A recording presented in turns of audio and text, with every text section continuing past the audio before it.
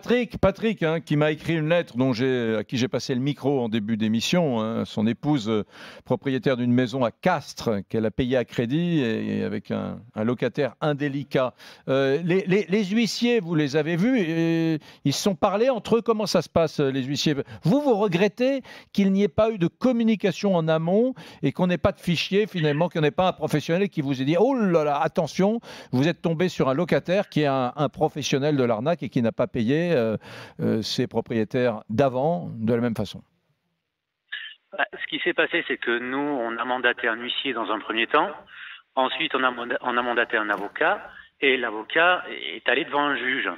Mais l'année dernière, à la même date, dans la maison précédente, le propriétaire a fait exactement la même démarche. Il avait mandaté un avocat, un huissier et qui était allé devant un juge.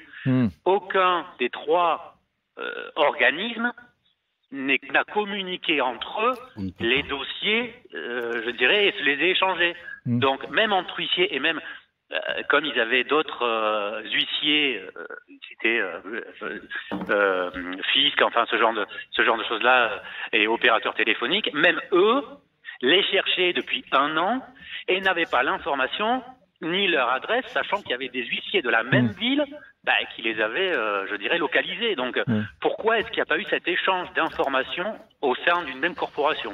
Patrice Gras. C'est strictement interdit. Aujourd'hui, nous sommes au RGPD, que la protection des données personnelles. Nous devons respecter les dispositions de la CNIL.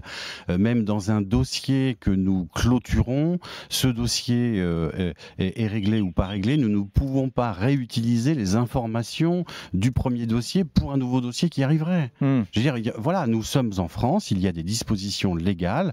Alors déjà dans une propriétude, vous ne pouvez pas le faire. Et en plus, alors maintenant, personne pourrait nous reprocher d'avoir de la mémoire.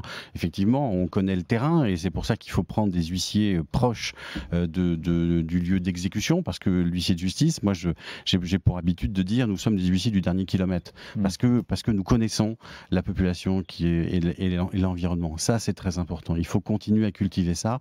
Et l'huissier de justice établit des relations ou avec les propriétaires ou avec les locataires de confiance pour tenter. Voilà, L'huissier, c'est dans ses attributions de dire monsieur le locataire indélicat, très bien, vous voulez rester dans l'appartement ou dans la maison, mais nous allons faire un échéancier, vous allez régler, etc. Donc oui, l'huissier, c'est son job, ça? Alors, c'est possible. Alors, encore une fois, nous sommes obligés de demander l'autorisation au propriétaire pour un échéancier, s'il l'accepte, mais étant professionnel du recouvrement, le conseil qu'on va lui donner en disant voilà, j'ai peut-être trouvé une solution. Si vous acceptez cela, peut-être qu'on arrivera à nos fins. Vous pouvez le refuser, mais attention, c'est à vos risques et périls. Ouais.